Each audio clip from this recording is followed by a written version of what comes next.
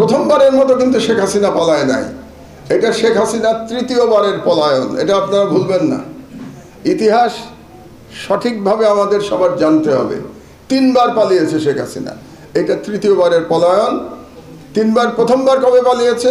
যখন তার পিতা নিহত হয়েছিল 1975 সালের সেনা বিদ্রোহে, তার পিতা নিহত হয়েছিল এবং বাকশালের পতন হয়েছিল।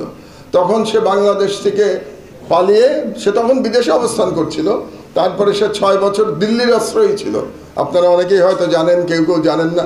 75 থেকে 81 6 বছর দিল্লির আশ্রয় ছিল এবং দিল্লি থেকে তাকে ব্রেন ওয়াশ করা হয়েছে। দিল্লি থেকে তাকে শেখানো হয়েছে কিভাবে বাংলাদেশে ফিরে এসে সে ভারতের স্বার্থ উদ্ধার করবে। এটা হলো প্রথমবারের পলায়ন। দ্বিতীয়বারের পলায়ন 1/11-র পরে।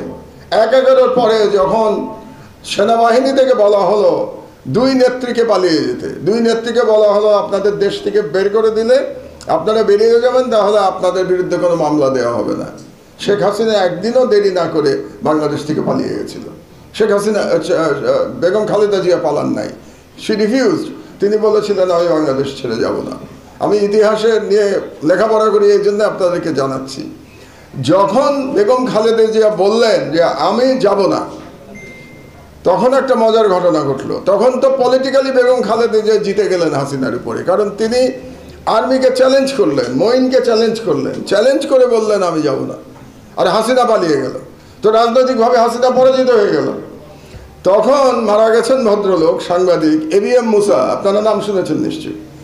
ABM মুসা তো আওয়ামী লীগ, উনি আওয়ামী লীগেরই ছিলেন, উনি শেখ মুজিবুর রহমানের MP ছিলেন 73 সালে। তো ABM মুসা শেখ হাসিনাকে ফোন করলেন, ফোন করে বললেন তুমি এটা কি কাজ করলা, তুমি পালিয়ে গেলা, খালেদা জিয়া থেকে গেল, তো তুমি তো রাজনীতিতে আর ফিরতে পারবে না। কারণ খালেদা জিয়া বলবেন যে উনি সাহসী, উনি আপোষ করেন নাই, উনি আপোষহীন, যে কারণে খালেদা জিয়াকে আপোষহীন বলা হয়, যে উনি ফিরবেন না। তখন শেখ হাসিনা উন্মাদ হয়ে গেল ফিরে আসার জন্য। শেখ হাসিনাকে তখন ফিরতে দেওয়া হয় নাই ইনিশিয়ালি, এটাও আপনারা হয়তো জানেন না। এই কারণে তখন হোম মিনিস্টার ছিল ইত্তেফাকের মইনুল হোসেন সাহেব, হোম মিনিস্টার ছিলেন। তিনি রাজি হচ্ছিলেন না শেখ হাসিনাকে ফেরত আনতে। এই কারণে কিন্তু মইনুল হোসেনের প্রতি রাগ শেখ হাসিনার শেষ দিন পর্যন্ত ছিল। এবং আপনারা জানেন মইনুল হোসেনের উপরে কীরকম অত্যাচার করা হয়েছে। এটাও হাসিনার এক ধরনের প্রতিশোধ। হাসিনা যখন ফিরতে পারছিলেন না, তখন হাসিনা ফোন করলেন কাকে? প্রণব ব্যানার্জিকে, প্রণব বাবুকে ফোন করলেন। প্রণব বাবু তখন ভারতের পররাষ্ট্রমন্ত্রী। প্রণব বাবুকে ফোন করে বললেন যে আমাকে তো আসতে দিচ্ছে না, এখন আমি না আসলে তো রাজনৈতিকভাবে আমি জিরো হয়ে যাব, তো বেগম খালেদা জিয়া হিরো হয়ে যাবে।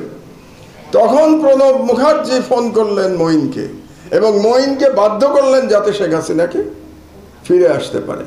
এটা হলো দ্বিতীয় পলায়নের কাহিনী। এবার হলো তৃতীয় পলায়ন। কাজে শেখ হাসিনাও যে বলে না হাসিনা পালায় না, হাসিনা পালানোর জন্যই জন্মেছে। হাসিনা পালায় না মানে কি? ও বারে বারে পালায়। ও তো পালাবেই, ওর জন্ম হয়েছে পালানোর জন্যে। এবং ওর পিতাও তো পালিয়েছিল, শুধু ও কেন পালাবে? ওর পিতাকে 71-এ পাকিস্তান আর্মির কাছে সারেন্ডার করে নাই। সারা বাংলাদেশের জনগণকে রেখে শেখ মুজিব পাকিস্তান সেনাবাহিনীর কাছে আত্মসমর্পণ করেছিল নিজের জীবন দিয়ে। এবং শেখ মুজিবের পুরো পরিবার নিরাপত্তা পেয়েছিল পাকিস্তান আর্মির কাছে। সুতরাং বাংলাদেশের লোক নিহত হয়েছে, বাংলাদেশের লোক মুক্তিযুদ্ধ করেছে, কিন্তু শেখ মুজিব নিরাপদে ছিল, শেখ মুজিবের পরিবার নিরাপদে ছিল। এটাই হচ্ছে 71 সালের প্রকৃত ইতিহাস। এবার সে পালিয়েছে। আমরা কিন্তু চাই এবার পালিয়ে তাকে বাঁচতে দেওয়া যাবে না, এবার তাকে ফিরিয়ে আনতে হবে, ফিরিয়ে তার বিচার করতে হবে। আমি জানি না আপনারা কতজন আমার দেশ পড়েন প্রতিদিন। আমার দেশে গত কয়েকদিনে যে স্টোরিগুলি, আমাদের লিড স্টোরিগুলি গেছে, তার মধ্যে 3টা স্টোরির কথা আমি একটু আপনাদেরকে বলতে চাই। একটি স্টোরি হলো, প্রথম যেদিন আমাদের পত্রিকা বেরোলো সেদিন আমাদের লিড নিউজ ছিল যে শেখ হাসিনা ভারতকে বলেছিল বাংলাদেশ অ্যাটাক করবার জন্য, ঢাকা অ্যাটাক করতে বলেছিল শেখ হাসিনা। এক, তাহলে সে প্রধানমন্ত্রী থাকা অবস্থায় আরেকটা বিদেশি শক্তিকে বলছে বাংলাদেশে আক্রমণ চালানোর জন্য। এক। দুই, ইলিয়াস আলীকে যে গুম করে হত্যা করা হয়েছে এর ডাইরেক্ট নির্দেশদাতা শেখ হাসিনা। কারণ যখন ইলিয়াস আলীকে কিডন্যাপ করা হলো, কিডন্যাপ করা হয়েছে হাসিনার নির্দেশে, এবং র্যাব যখন তাকে হত্যার জন্য পারমিশন চাইল, এই পারমিশন দিয়েছে শেখ হাসিনা। দ্বিতীয় স্টোরি।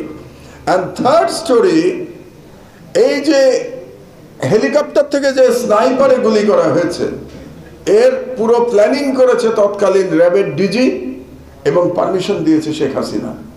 অন্যগুলো আমি বাদই দিলাম। ঢাকা অ্যাটাক করবার নির্দেশ রাষ্ট্রদ্রোহ, কোনো সন্দেহ নাই রাষ্ট্রদ্রোহ। আপনি একটা বিদেশি শক্তিকে বলছেন ঢাকা অ্যাটাক করবার জন্য। আপনি ইলিয়াস আলীকে গুম করে খুন করেছেন, কাজে আপনি একজন